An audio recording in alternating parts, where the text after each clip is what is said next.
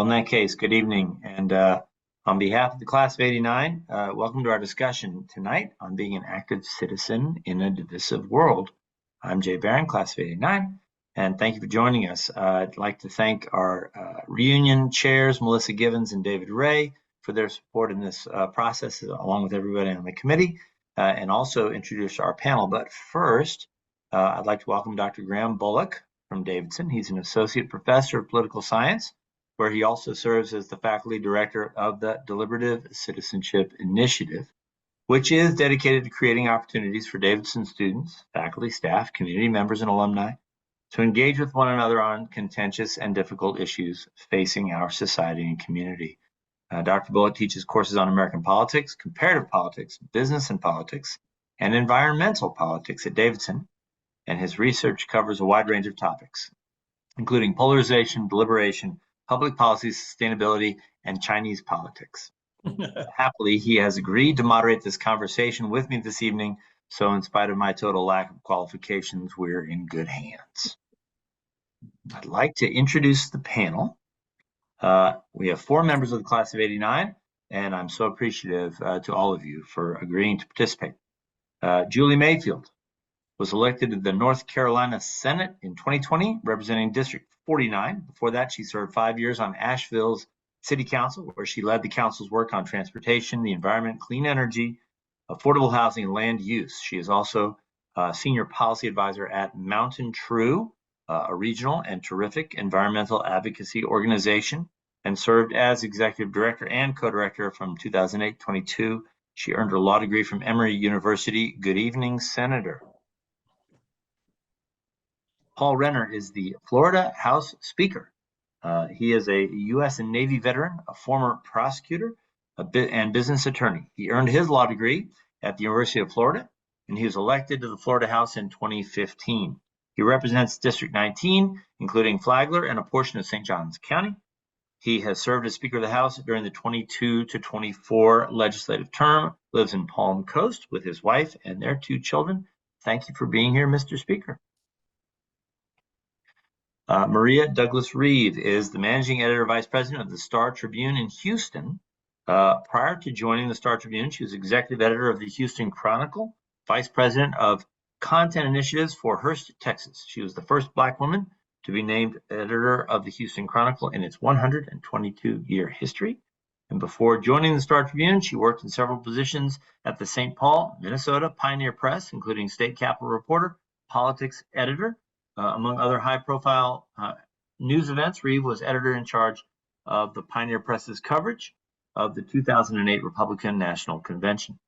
She's also an active member of the National Association of Black Journalists. She's a past president of the Twin Cities Black Journalists and a former regional director of the Society of Professional Journalists. Welcome, Madam Editor. I didn't know what to say after Senator and Mr. Speaker, so that's what I went with. And last but absolutely not least, Drew Henderson is a Presbyterian minister who is currently serving as the transitional interim pastor at Brookdale Church in St. Joseph, Missouri. He has a master's in pastoral care and counseling from Vanderbilt Divinity School, where he has served as campus minister for 10 years. He also served as the missions pastor at Covenant Presbyterian right here in Charlotte, NC, and the site pastor at Colonial Presbyterian in Overland Park, Kansas.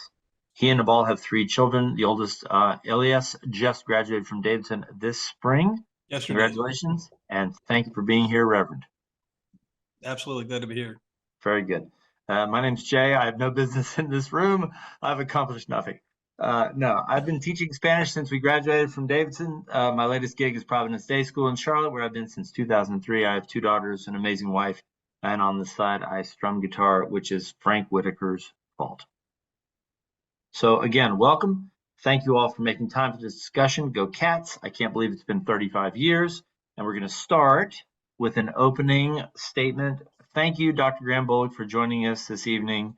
The floor is yours. Yeah, thanks, Jay. And it's great to be here with you all. And this is very much, sort of Jay's show and the panelist show. And I'm just here to kind of help out and maybe provide a little bit of framing. I had hoped that one of our students, the Deliberative Citizenship Initiative, or DCI for short, trains students, Davidson students, in how to kind of facilitate difficult conversations on contentious issues. And I was hoping that maybe one of them could be here instead of me, but alas, they just all got out of school and they're off to their summers. So you're stuck with me, but hopefully I can share some ideas that very briefly, because I really want to hear from the panelists. I think as all of you do. But some kind of a framing that might be helpful, around the title of today's panel about active citizenship and civil dialogue. And this comes from I've taught a bunch of courses at Davidson, but one, and I'm in political science for those of you who just joined. And I've taught a course actually called Citizens versus Consumers, and looking at the sort of different roles and functions, of citizens, right? Citizenship, and then also consumerism. And what we talk about in that course is the many different kind of functions of citizens that traditionally we think of vote citizens as their primary function is voting, and that's obviously a critical one. But it's by far and away not the only thing that citizens can and should do in a healthy democracy.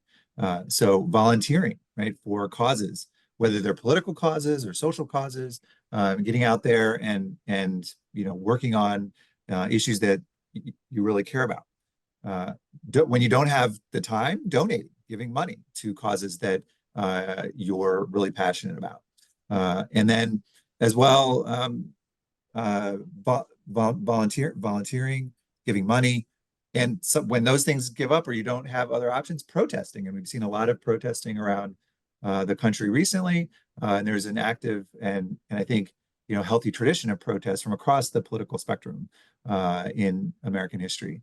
And then there's also the work of just organizing, being an organizer, organizing all these efforts as citizens. And then this is all in the sort of context of advancing your own interests, right? Your own kind of vision of what our society should look like. But there's another function of a citizen, which is deliberating, engaging with people who maybe you disagree with, and trying to understand better where they come from and what their interests are, what they're passionate about. And this is can be in the form of dialogue or debate or other forms of just conversation. But in kind of in a basic sort of way, it's a little bit in contrast or in tension with the first forms of citizenship that I talked about, where you're talking about your interest, you're trying to push forward your agenda. Deliberation is more stepping back, engaging with the other side across the aisle, and then maybe coming up with something new, something different. But it requires a little bit of different mentality. And then the sort of other thing to think about is active citizenship versus passive citizenship. Is passive citizenship always bad, or is actually there a role for it too in a healthy democracy? So, just staying up on the news, right? Paying attention, to what's happening in politics. Not as much like out there doing stuff, but passively engaged. And so a question I think I'd love to hear, from all of our panelists, is, how do you think about these different functions, and how have you seen them play out in your own careers and lives? When should we focus on different types of active citizenship, passive citizenship versus active citizenship? And then this kind of tension between civil dialogue, right, and engaging and pushing for your own agenda. How do we sort of balance these things as citizens and as a society? So so I'll leave it there and then turn it back over to Jay to sort of guide us in this conversation. Thank you very much, Dr. Bullock, for that setup. I think we'd just like to follow your lead, which is how do we balance these out? I'd love to go to you first, Senator Mayfield. Perhaps you could talk a little bit about your definition of active and or passive citizenship. What do you have to say about that? Yeah, there are so many ways to be an active citizen, and I'm a huge fan of people being engaged in government. I've been working to get people engaged in government my entire professional career, and you can do that so many ways. maybe things that are not so conducive to deliberative citizenship would be, working on campaigns, working for your local political party. But what I always encourage people to do is try to, seek appointment to a local government board or commission. Most local governments have several dozen boards and commissions that engage just regular people who want to serve. And you never know who you're going to be on that group with. And there's always a range of opinions. And you sort of have to work together. Or I will say it's good practice to work together. Right after I moved to Asheville in 2008, I sought an appointment to the Transit Commission, and look where I am now. So it's a great on-ramp to even deeper, more civic engagement. So I'll stop. So that was not an elected position. That was something where you basically put your hand up and said, I'd like to help. Yep. And in Asheville, and I think in most places, the city council or the county commission makes those appointments, and you just have to apply and maybe do a little bit of lobbying for yourself. But yeah, it's a great way to engage in government in a deeper way, sort of get a view of government from the inside rather than just the outside. And then that just makes you a better person generally, because it can dissolve a lot of people's assumptions about how and why government works and does things. So, Mr. Speaker, let's stick with the representatives on the call here. What are your thoughts about what we should all be doing to be good, active, and/or passive citizens? What are your thoughts? Well, I like the distinction between consumerism and citizenship. And if you think of consumerism as kind of what I need, what I want at the moment for me, citizenship should really be outwardly facing, as what does my neighbor need, and that may be something as simple as picking up their garbage or pulling it into their, from the road. It could be picking up, the neighbor's kids from the baseball practice. It could be something as simple as that, and going as far as running for office. But I think for so long, the bottom of the pyramid was not politics or government. It was really civil society, and making sure that we're engaged in creating associations that fix problems, whether that's Alzheimer's or it's working on a jazz festival, whatever is going on in your community or in the society in which you live. That's really active citizenship, but it's outward facing, I would say, as opposed to consumerism and other types of activities, which is inward facing. Maybe we could just add to this list of examples, because I'm sitting here thinking about my neighborhood. I'm thinking about some things that people do to help out. Reverend Henderson, how about you? How are you seeing, maybe through your congregation, maybe seeing where you live, active participation like this? Well, the rub for us always, and from my leadership and my responsibility and my call and my work is, that we serve and live within two kingdoms. And we have to discern and decide kind of how to negotiate and discern how we live well in the civic world and amongst our faith community as well. And so that's a constant tension. And so, we serve and are called to serve, and our identity primarily is to and with a servant who made the greater sacrifice.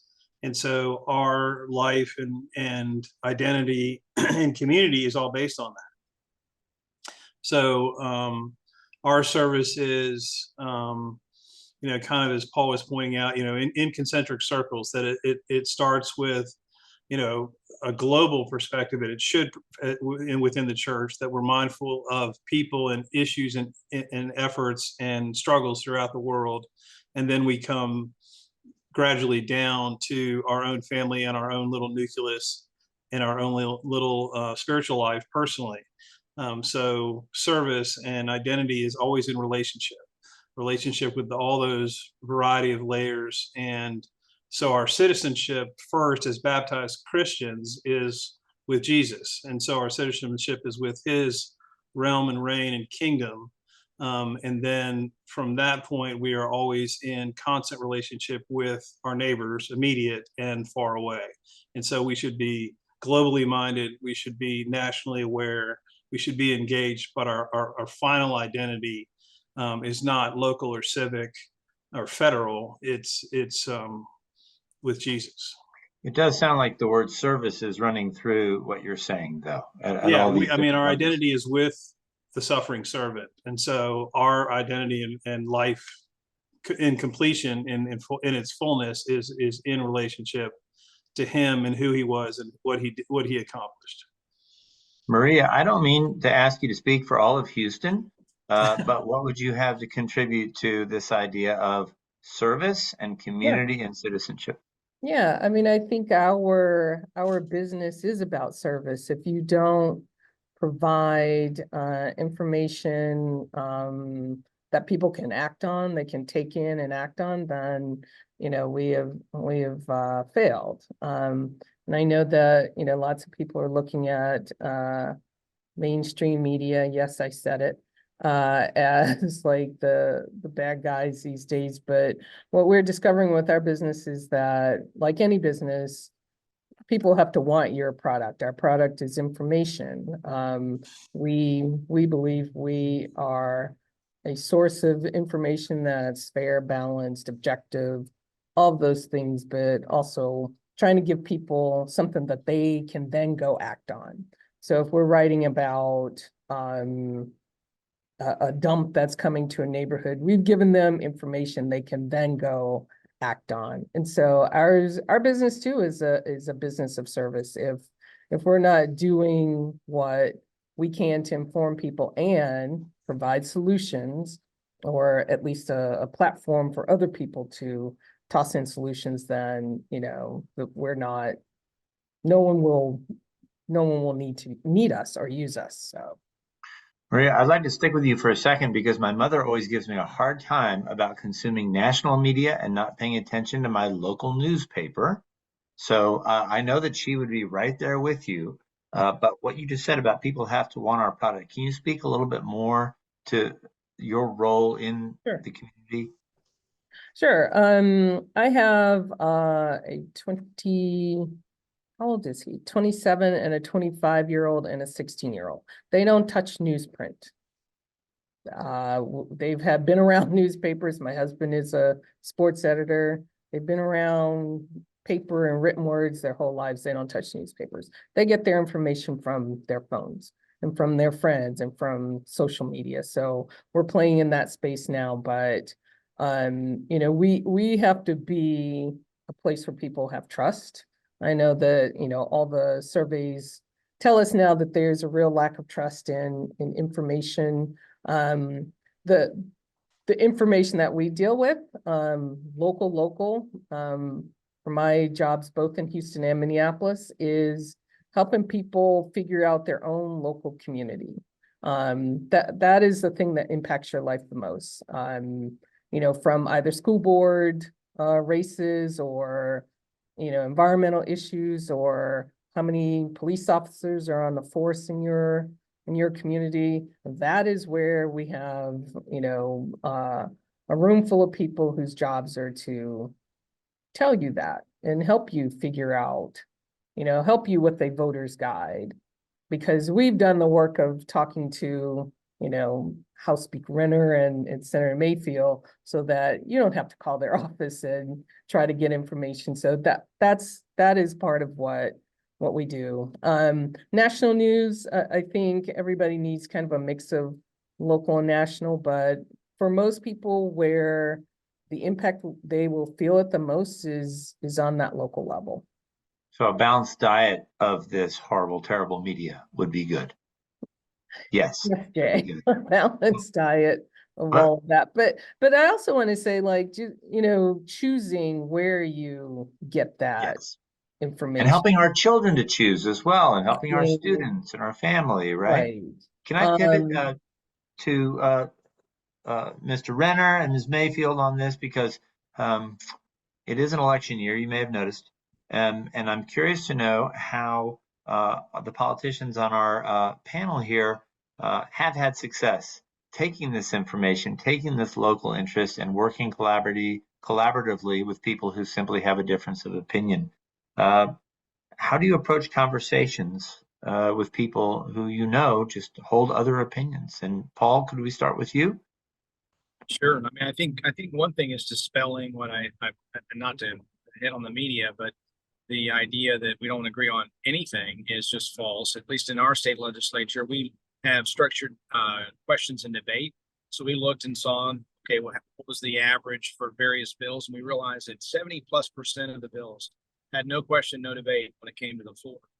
Many of those bills passed unanimously or with almost virtually complete, support, unanimous support, or wide bipartisan support. And so I think the first thing to say is that there's a lot that we have in common. And in my case, as speaker, I went to several members on issues that I cared about, and we partnered up on those issues. Most recently on our social media bill, where we had people from the right and the left in the chamber, and I mean that in terms of the caucus. Some of the most conservative members, as well as some of the most left-leaning members in the Democrat caucus that joined together on our social media bill and co-sponsoring it. We had a Democrat member who came, just frankly, better prepared than one of the Republicans that wanted to look at expanding what is in Florida called Kid Care, but it's the CHIP program, to expand healthcare for children who are in poverty, so they can their parents can make a little bit more money and not lose their kids' health care by getting a promotion. And so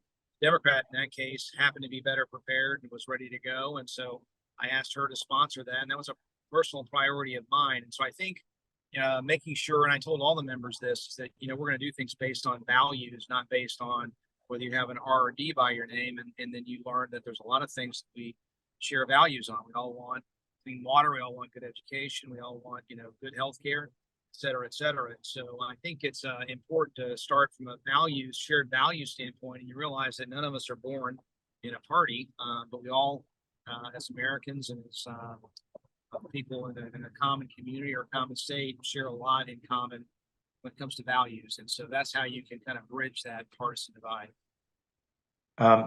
Senator Mayfield, I saw you nodding your head there. Is it true? There's a lot we have in common? There is so much we have in common. I echo everything that Paul just said, and including the statement that the media likes to portray it very differently. And I do think that things can be different at different levels of government. But where I sit right now, I have friendships and relationships with my colleagues across the aisle. And just so everybody understands where I sit, I am not the Speaker of the House. I am not the President pro tem of the North Carolina Senate. I am a Democrat in a Senate where the Republicans have a super majority. So I have this much power.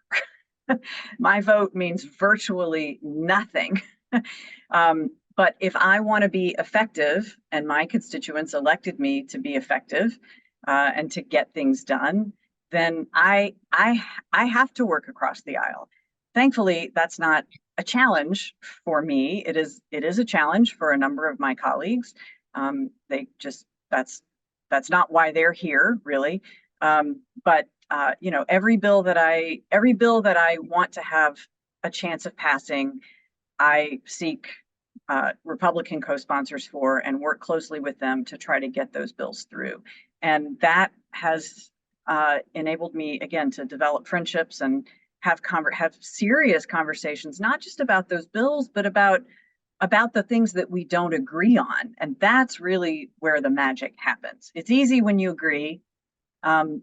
Translating that friendship and that trust into hard conversations is, to me, kind of where the rubber meets the road. And that is much harder to do, but and certainly much harder for that conversation to have any impact, because at the end of the day, we do work in a political world, and it's compromise is a challenging thing at every level of government. I will just say that. Well, I know that ever since you've been representing North Carolina in the state Senate, you have told me that you take pride in that. You take pride in trying to reach across and find people. It's almost like you see it as your responsibility and challenge. We need more people like you, I think. Can I go back to Maria for one sec? Because I think there was a thinly veiled comment about the media. Can you identify things in, I mean, this behemoth that we refer to as media that you don't particularly like, that you think are part of our challenge? I will say, and we talked about this when we did our prep, that occasionally we have younger reporters who enter with a point of view. Like they really feel strongly about an issue or something. And we try to like drum that out of them as quickly as possible, because this is not an advocacy work. This is not advocacy work. You're here to report on what you're observing. You know, to the point, and I'm not defending the media, but there is a difference between national and local media. I think there's an opportunity for people who are covered by local media to develop relationships and get to know people, and especially, you know, people who've lived in a community. I've lived in Minneapolis, Houston 4 years, Minneapolis for 27. So I know the folks. My kids went to elementary school with the mayor's kids. Like, you know, there are relationships there. And I think that's where you build trust and you build, you know, a level of compromise and working together. But not one of my reporters, I will say, goes out with an agenda. Not one of them has an axe they want to grind. They don't come at it with their own. And like I said, if they do, we drum that out of them, or they have to go find something else to do. Again, this is not an advocacy job. You're not here to represent either this side or that. Your job is to tell people, this is what we found. You make a decision about what you want to do with it.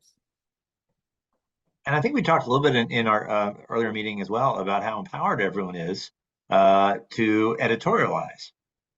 We all have opinions that we can now scatter all over the internet, and that may not be the healthiest thing. And just making sure you understand where your information is coming from. Who is this? What do you know about their background? What do you know about this organization? That, you know, lots of new media orgs are popping up here and there, or people who say that they are media. Well, just, you know, do your own research and make sure, you know, it's what I tell my kids, like, where'd that come from? Do you trust it? Does that picture look right to you? Just being really, really very, very suspect, actually, about what you're consuming. And I do recall Davidson taught us something about citing sources. I'm not sure. Of course, that all came out of newspapers and magazines that were bound in books in the library, so it's not exactly the same game. Hey, Drew, will you talk to us about some of the challenges you face in the congregations that you've served when it comes to people talking about things, their opinions, getting along? Yeah, it's been an interesting, because I've served with, you know, students at Vanderbilt for 10 years. So I was very much in a care and shepherding role in a very, you know, critical developmental period. And I had kids of all stripes and backgrounds and economic profiles and sociological realities. And, but they came to me because they had a relationship with the Presbyterian Church. So that was and it was my, you know, sort of fledgling training period when I was trying to figure out what it was to do, what I was called to do. So lots of, you know, missteps on my part, but I was in a great university. And so I had, you know, theater students and engineering students and bioscience students. And so just a variety of mindsets was a real challenge. And it was just the most lovely place to start.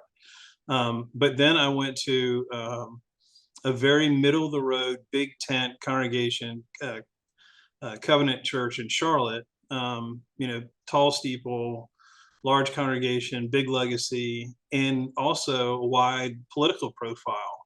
And the middle was held deliberately by every pastor that I served with. I was not the lead pastor in any period that I served there in the 9 years that I was there. But the three that I served under were very even-handed and very moderate. They were not liberals by, they were, I would just say they were very even-handed. They stuck to the faith, and they were gracious, and they were thoughtful, and it was an engaged congregation, but it was also a very Charlotte upper middle class congregation, just in terms of, it didn't want to say too much, didn't want to get too involved, and it didn't quite know how to be active in a redemptive way, especially around issues of poverty and housing, and racism and a variety of other things. So it was a really interesting thing to navigate, because people were so moderate. Are you saying people were afraid to participate or speak I up? just think it was the natural culture of the PCUSA at the time, and of that congregation. Doug Oldenburg, sort of legacy Davidson person, had been the pastor for 20 years and kind of set that path, and sort of it was intensively and immediately and consistently moderate. So no strong stance in any direction. And then there was a big tent, and there was a lot of people involved. But then a lead pastor came in who really stirred the pot and made some challenges and really wanted to press the congregation on some social issues. I was more traditional in my perspective theologically, and I was sent packing. And so I ended up in an evangelical congregation here in Kansas City, and I had a different struggle, because I had folks who, and this was the beginning of the sort of the later end of the Republican Revolution, and and the transition to the presidential races that we've been through. And I'm married to an Arab, an Arab Christian, and all my kids have Arabic first names, and one of the first questions was from one of the octogenarians of the church was, when did my wife convert from Islam?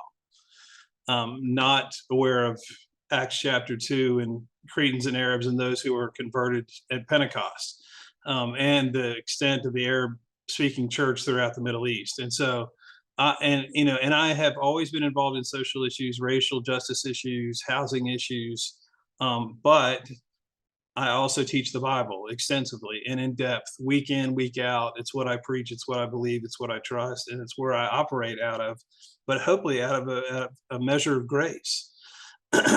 So my previous run in that large congregation, that I was theologically at home in a lot of ways, but I was an oddball, because a lot of the congregation was very reactive. And I said at one point to the leadership of the church right before I left, I said, you guys are more convinced of what you're opposed to than what you actually believe. Reactive sounds like a provocative and maybe timely word. I'd kind of like to take some of these words that I've heard in this discussion, like service, values, grace. I'm wondering if I could ask everybody in no particular order to kind of give our country a little advice. How do we see these words playing out in our society? Or what are we missing? Service, values, grace, as opposed to just reacting at the speed of light because of social media or whatever team we might be on. Anyone willing to pick this one up? Well, I think technology has been one of our biggest obstacles. I mean, just progression of history through the modern era into the postmodern era, in terms of, how do we interact with each other? How do we receive information? How do we learn? How do we interact with what's going on in the outside world has so rapidly and tremendously changed. And I think it's a broken process now in such a profound way that it's not humane, it's not consistent, it's not reliable. Hang on a sec. It's hard to find truth. What do you mean by broken process, though? What's a broken process? I think it's momentary, it's sudden, and it's not relational, and it doesn't derive out of a deep sense of history, a knowledge of grassroots relationships and context in a broader sense. And and being on Davidson's campus again, about all the conversation about humane letters. and humanity and that engagement with society. It's just so profoundly underrated and absent and mispracticed or underpracticed. And so I look at this panel and it's like, here's people who engage well with others. We play well in the sandbox. Hopefully. That's what we want for others. So Davidson has a nice calming effect every time I'm there. Maybe it's that pace of life. Maybe it's that taking the time to really hear and really speak. Julie, will you speak to this idea of how we're communicating or not? Yeah, I think we are often not communicating. We just do this. And my strategy for that, and the strategy that I encourage everybody to do, is number one, get the facts, get the real information. And then, in my job, when someone introduces a bill that I don't like, I will often go talk to them, if they are one of those people that I have that trusting relationship with, and say, help me understand what you're trying to do with this bill and why. So I think asking questions about, what is the objective, and then what is the motivation, and you can learn so much. And sometimes the answer is going to be that you're just going to disagree with that person, and their position is legitimately and sincerely held, and you just have to walk away and say, well, we're just going to disagree on that, but we can do that agreeably, and we can come back tomorrow and work together on this other thing. And so I want people to ask questions. I want people to be patient, and to not confuse the person with the position. That is a distinction that I have to keep very clear in my mind always. It makes my job a lot easier. It is a very difficult thing to do, and our society and we don't encourage people to differentiate person from position. But I think if we're going to have civil discourse and ever get out of where we are now, we have to do that. Paul, and recognize that people are people. People are people. I sort of have this burning house test. Like, would I pull that person? I disagree with them vehemently, but would I pull them from a burning house? And the answer is, it's generally always yes. Good. Okay. I was waiting for that one. Paul, I think we are a bunch of busy people. Julie saving people from burning buildings, notwithstanding. But I'm guessing you're really busy. Do you have time to go talk to people and say, tell me what you're trying to do and why? Yeah, I do. And I've had great conversations. Again, I think we're talking about how to work across aisles, how to have civil discourse. Some of my best meetings, people come in the speaker's office and talk about their bills. It's been with some Democrat members, and that's been really productive. And so yeah. Good. Maria, did you want to comment on that? Taking time to really communicate? You're a communicator. Yeah. I think that concept of grace and giving people grace is a big one. We feel this real sort of pervasive cynicism that's kind of fallen over some folks, and maybe I'm projecting a little because I do read and see this and we're dealing with it every day, but just sort of trying to get quiet and give people some grace. We see a lot about cancel culture, like you make one mistake and you're just done. Like, should that be the case? Should you allow someone who might have been young when they said something or might not have known any better? This is an aside, which is why we don't run like mugshots anymore, because a person, once your face and image and all of that is out there, it's out there. And so we have started to be very careful about when we use that kind of thing, because it is a matter of allowing people to make mistakes and then come back from that.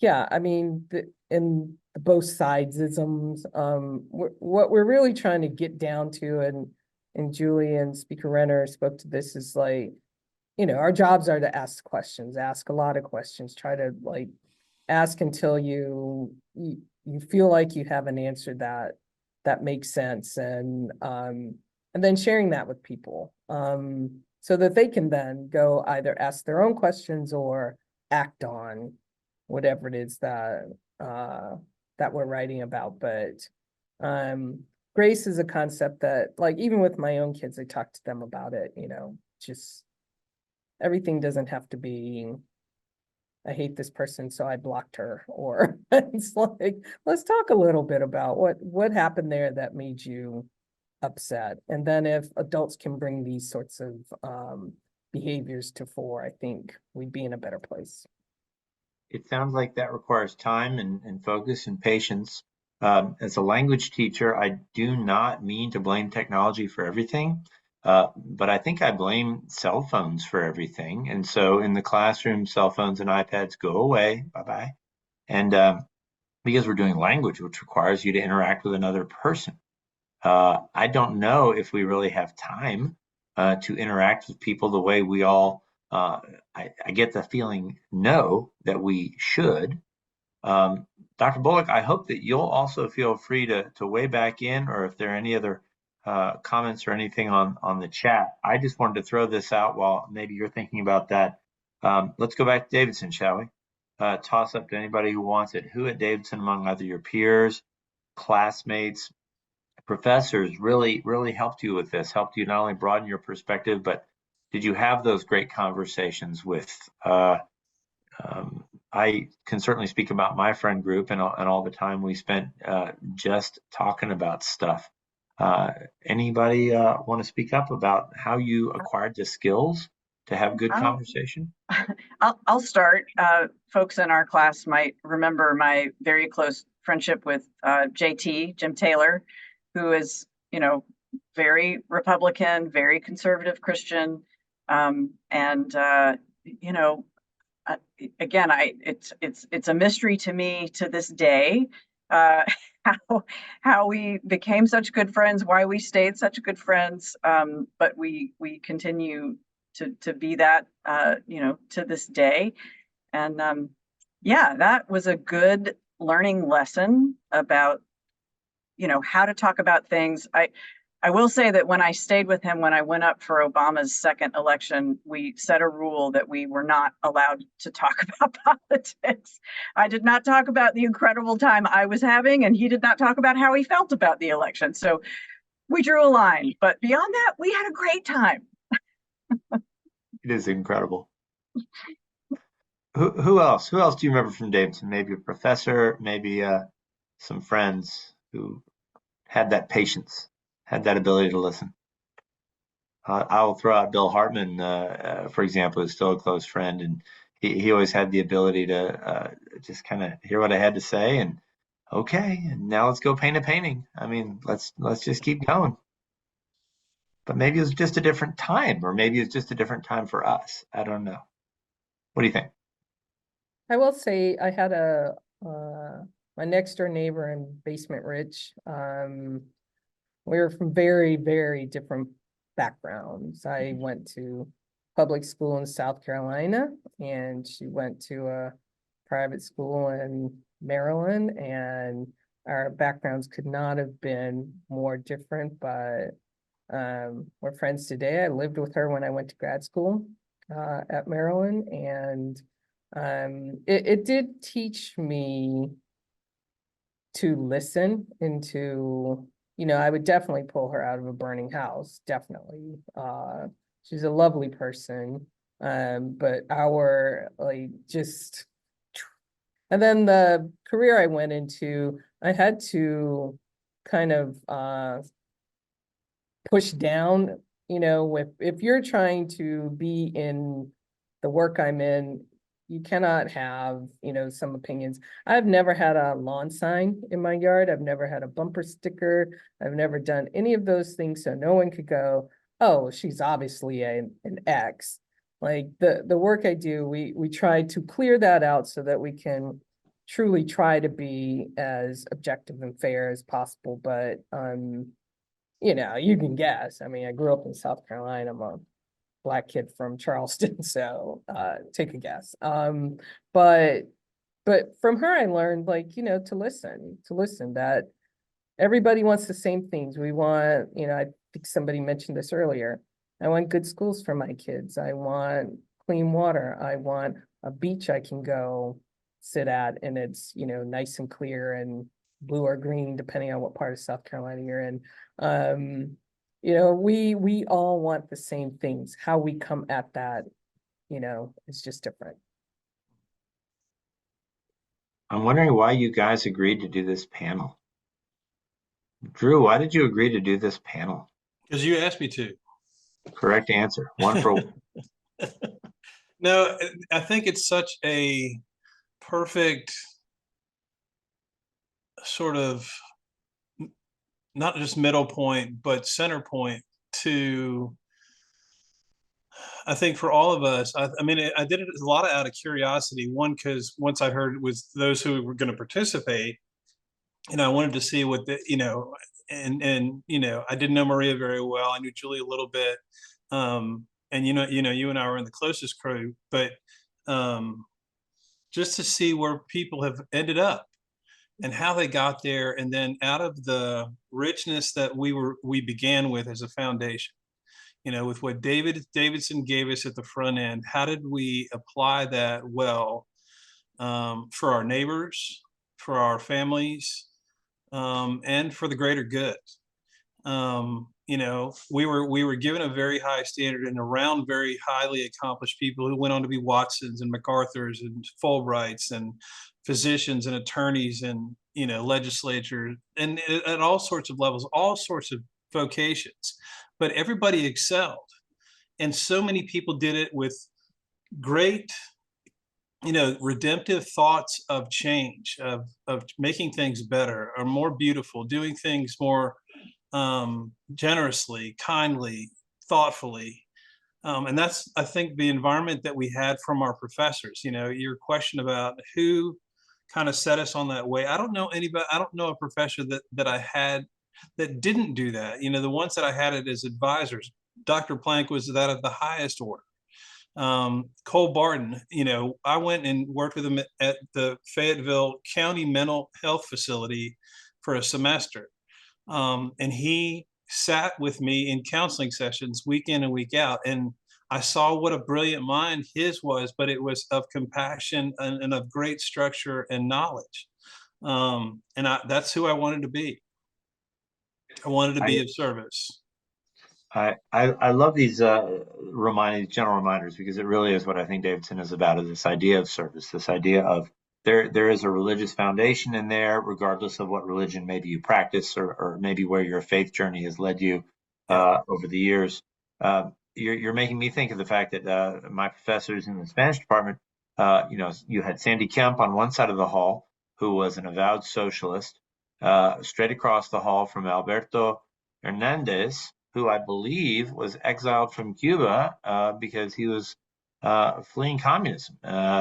And so they had to get along. They had to work in the same department. And I loved them both. They were amazingly thoughtful people who had serious differences of opinion. And, you know, they didn't fight in front of the kids, as far as I recall. But it was helpful to be in an environment where disagreement could be not necessarily disagreeable. But Paul, I have to ask you, I know that you have young children. I'm curious to know what their curiosities are about politics and the swirl of our election year and those sorts of things. Well, Jay, I'm a very old dad, so I've got a 4-year-old and a 2-year-old, so they're focused on what's the next episode of Peppa Pig. Excellent.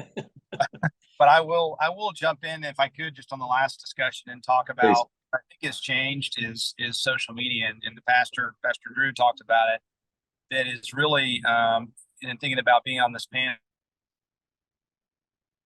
see social media stripping away in a fundamental way our humanity, our ability to relate to one another, ability to look each other in the eye, to disagree, to be in an uncomfortable conversation, because you can scream at each other, there's no consequence. And I see in the Florida House, and this is a bipartisan statement because it's true for Republicans as well as some Democrats, you have a handful of people, mostly younger, who live on social media, whose life in service is how they can radio back to their social media following, and that's the thing.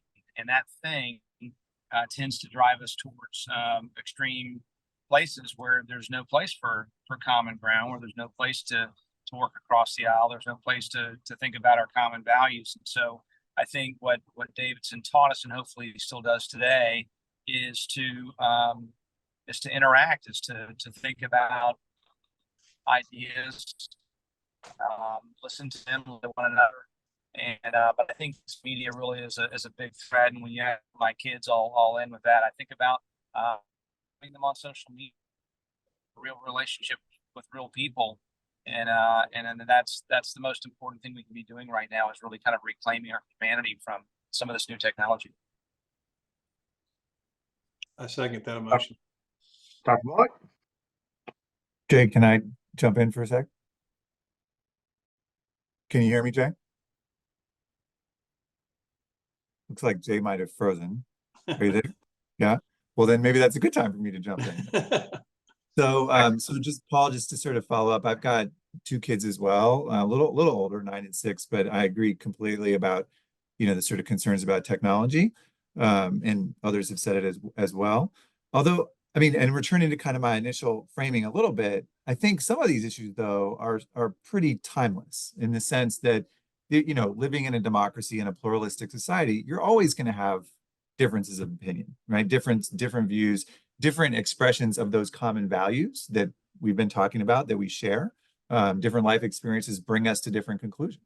And what I'm hearing in all of your sort of responses is, how do we manage this tension from, again, advancing your own interests as an active citizen versus engaging with others who have different views as an active citizen? And it's the listening, it's the, taking the time, and it's really, and what we talk about in the context of deliberative democracy is the exchange of reasons in good faith, right? That we're not just going to railroad through, our perspective, but we're going to try to treat the other as we would have them treat ourselves, right? And that's in providing reasons. Why do I want this?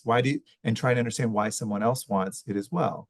And as opposed to just adding up the votes and going home, right? And because that ultimately, if we just rely on that power, right, that's very dangerous, because then it can escalate. But if to other forms, politics as, war by other means, right? And so I think that, I'd love to, maybe as a final question, and if people have questions, I think, Jay, you wanted to ask them, people to put them in the chat, but how have you, each of you have power or in powerful positions, right? And has to be a kind of temptation, right, to just kind of, push through, or, your viewpoint, and how have you kind of tried to temper that, right, with this kind of concept of reciprocity, right? Like that, I'm going to not do that, and I'm going to try to, operate in good faith, and sort of engaging that civil dialogue as an active citizen in that way, rather than a sort of like,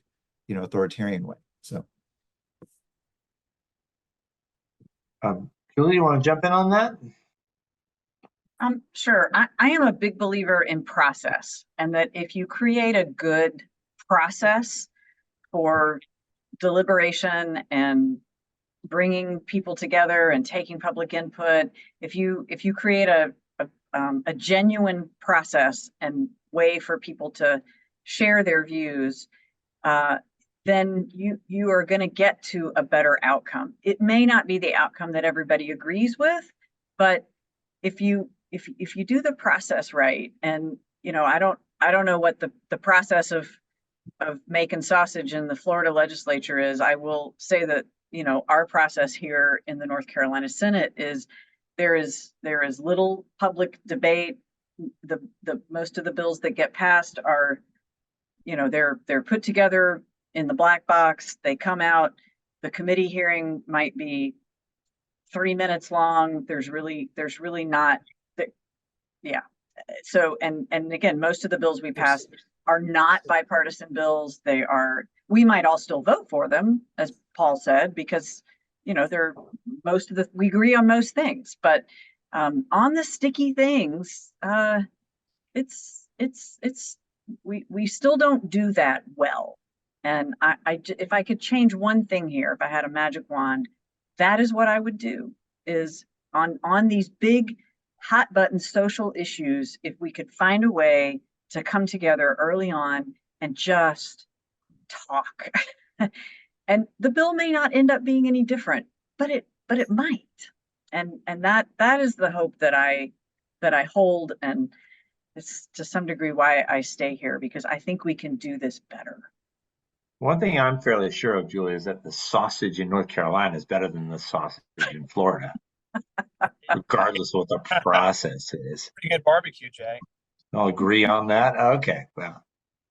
Well, I know that we're going to time out here pretty soon, but I just want to do, in case we do, thank you all very much again.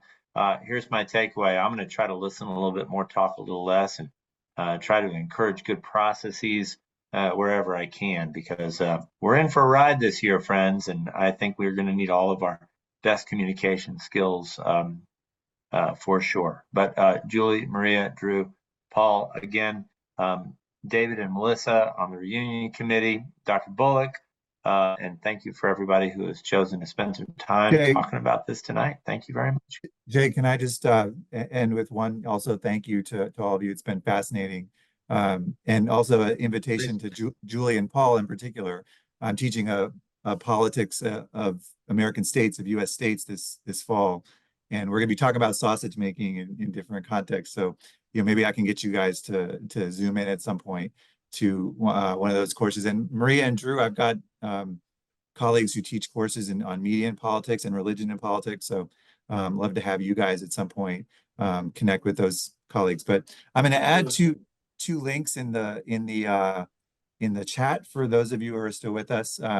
One is a library guide that I worked with some of our library colleagues on the media, on refreshing your feed. I think Maria, this might resonate with you, but you know, how do you identify credible sources? How do you find opposing viewpoints? And how do you refresh your feed? How do you have a more diverse source of information at your fingertips? And so this is the kind of thing we're working with our students on in navigating the technology, you know, the media landscape here at Davidson. And then the second link is to the Deliberative Citizenship Initiative's website, which we host forums kind of like this one, you know, to create opportunities for not only Davidson students, but also staff, faculty, community members, and alumni like all of yourselves to, you know, engage with each other on difficult topics. We had a forum on guns in America last month. 170 people showed up, half online, half in person. It was an amazing event. And I'd love, you know, for you all and your classmates to join us in the future and in the fall. So if you go to that website, you can scroll down to the bottom and sign up for updates, and we'll be sending out our sort of fall schedule later this summer. And we'll have a lot of, I think, pretty engaging topics and events in the context of the election and campaign season. So anyway, I just wanted to share those things with you, and just it is pretty inspiring hearing all of your, you know, stories and the work you're doing, and you know that there's a lot of good stories out there. You know, that we hear most bad news, but you know, there's a lot of positive things. So Jay, thank you for organizing. Thank you for including me, and hope you all have a great evening.